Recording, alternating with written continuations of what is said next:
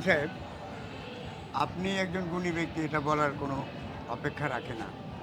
তো শিল্পী সমিতির এই নির্বাচনের এই কদিন যা দেখলাম, ২ প্যানেলেরই যে মধ্যে যে সৌভ্রাতৃত্ব এবং আনন্দঘন পরিবেশ, এই যে পরিবেশটা আপনারা ধরে রেখেছেন, এটা কি আপনারা নির্বাচন পর্যন্ত ধরে রাখবেন, না নির্বাচন পরবর্তী সময় ধরে আমরা এটাই দেখব? না, ইনশাল্লাহ আমরা মনে প্রাণে চাবো যে এখন যে আমরা যেভাবে চলতেছি, আগামী ইলেকশনের পরও আমরা এটা ধরে রাখার চেষ্টা করব। সবাইকে নিয়ে একসাথে চলার চেষ্টা করবো আমরা। কারণ আমরা কিন্তু প্যানেল এখন না হয়তো 2টা প্যানেল হতে পারে, আমরা কিন্তু সবাই এক। প্রতিযোগিতার জন্য দুটো প্যানেল 2টো হতেই প্যানেল পারে। হয়েছে, সেই জন্য আমি বলবো যে আমরা সবাই একসাথে কাজ করি, একসাথে চলি, একসাথে থাকবো এবং আসি।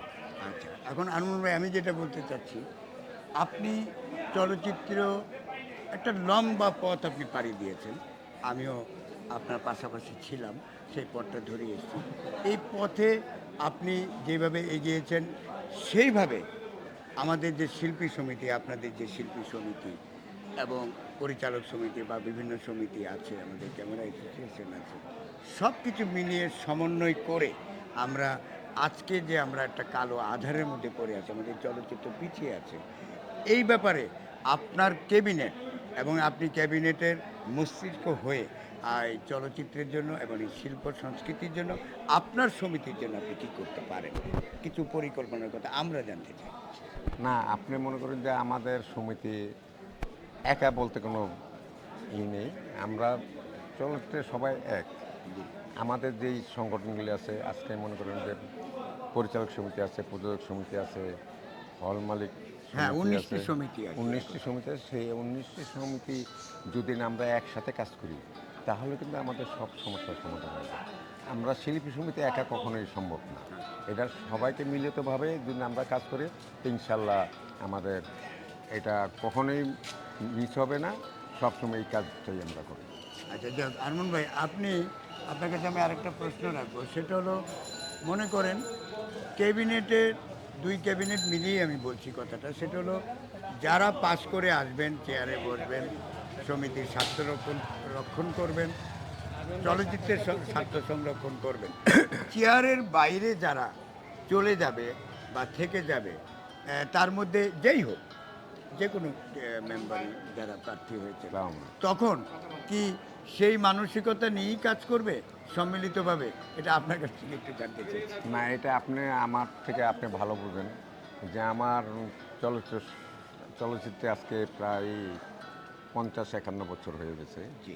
আমি কিভাবে চলি, আমি সবার সাথে একসাথে চলে কাঁধে কাঁধ মিলিয়ে চলতে চেষ্টা করি। আমি এটা ভালো করে বুঝেন না, আপনি একটু যে আমার কাছে মানুষ, ছোট মিশুক বড় মানুষ। কেউ নাই, না, আমার কাছে মিশুক মানুষ। সবার সাথে চলার চেষ্টা করি। আজকে আমাদের সিনিয়র বাইজার যারা আছেন, তাদের স্নেহেই আজকে আমি মানুষ হয়েছি, বড় হয়েছি, তাদের হাত ধরে আজকে আমি মানুষ হয়েছি। তো আমি ছোট বড় বলবো না, যে আমি সবার সাথে মিলার চেষ্টা করি, সবার সাথে একসাথে থাকতে চাই। তো সেই হিসাবে আমি কখনোই মনে করেন এটা নিয়ে ওই যে যে আমি একা পাস করলাম বা ওরা একা পাস করলো, আমরা একা একা চলবো না, এটা না। আমি সবার সাথে একসাথে চলে মিশে থাকতে চাই, যাতে একসাথে চলতে পারে, একসাথে মিশে কাজ। আমি একটা কথা বললাম যে সবাইকে নিয়েই কিন্তু একটা কাজ হয়, একা কখনো কোনো কাজ ভালো হয় না। কাজ হয় একা একা। সেটার জন্য বললাম যে আমাদের যারা আছেন, ভাই যারা আছেন, আচ্ছা শিবাচন্দ্র বলেন, জয় বলেন বা আরমান বলেন, মুক্তি বলেন, যারা যেই দলেই পাস করুক, আমার থেকে আমি বলবো যে আমি সবারকে নিয়ে একসাথে নিয়ে কাজ করব। তাহলে একসাথে কাজ করলে হয় কি, জিনিসটা ভালো হয়, সুন্দর হয়, পরিপূর্ণতা পাবে পরিপূর্ণতা। সে। যেরকম আপনারা ডিরেক্টর যারা আছেন, তারা কিন্তু একটা ইউনিট গড়েন, সেই ইউনিটটা কিন্তু কখনো ভাঙেন না। কারণ ভাঙেন না, যে ভাঙলে কাজটা সুন্দর হবে না। যে টেকনিক্যাল কাজ যেগুলি যার যার সেক্টরটা সেই বুঝে নেয়। তো আমিও ঠিক সেরকমই আমাদের কমিটিটাকে আমরা যত সুন্দরভাবে গুছিয়ে সুন্দর নেবেন, গুছিয়ে সাজিয়ে নেবেন। দিই, সেইভাবেই আমি চেষ্টা করব। আচ্ছা, আরেকটা কথা, যেহেতু আমরা সরকারের অধীনেই, আমাদের এফডিসি, আমাদের যে প্রশাসন আছে সরকারের অধীনে, সেখান থেকেই আমরা সরকারের কাছ থেকে আমরা কি চাইতে পারি, যেমন অনেকেই বলছেন, অনেক প্রার্থীও বলেছেন যে আমাদের প্রেক্ষাগৃহ প্রয়োজন, মানে সিনেমা হল, 300 সিনেমার কথা বলেছে। আপনি এটাকে কিভাবে দেখছেন এবং সরকারের কাছে আপনারা যাবেন কিনা, এবং যে কী ধরনের প্রস্তাব রাখবেন যেটা আমাদের চলচ্চিত্রের উন্নয়নে কাজ করবে? সেটা আমি বলবো যে ওই যে একটা কথাই বললাম যে আমাদের সবাই যদি একত্রিত হই, আমাদের 19টা সংগঠন যদি একসাথে হই, সবাই মিলে যদি আমরা যখন যাব আমাদের বাংলাদেশ মাননীয় প্রাইম মিনিস্টার বলেন বা সরকার বলেন, যেটাই বলেন না কেন তাদের কাছে আমরা যদি যাই সবাই মিলে, তারপরে আমাদের সিনিয়র আর্টিস্ট যারা আছে তাদের নিয়েই একসাথে যদি আমরা সবাই মুভ করি বা তাদের কাছে আবদার করি, আমার মনে হয় যে না যে আমাদের সরকার কখনোই আমাদেরকে ফেলে দিবে। ইনশাল্লাহ, সেটা আমার দৃঢ় বিশ্বাস যে সে আমাদের জন্য অনেক কিছু করে দিবে।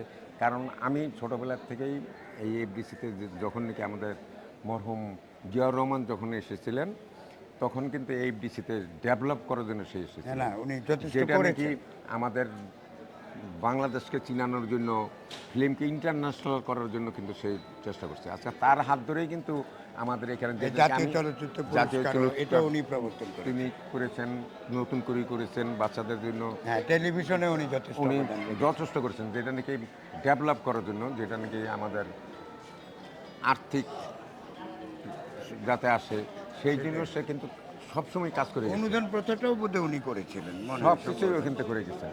তো এটার জন্য বলবো যে কখনোই এটা আমাদেরকে ফিরে দেবে না। আর এখনকার আমাদের যে প্রাইম মিনিস্টার আছেন উনি তো বিশাল এক মনের অধিকারী। অধিকারী। তো সে আমার মনে হয় যে আমাদেরকে ফেলে দেবে না, কারণ আমরা চাই না যে আমরা দুস্থ শিল্পী বলেন আর যেই শিল্পী বলেন যে আমরা কোনো শিল্পী চাই না হাত পাততে, আমরা চাই কাজ করতে।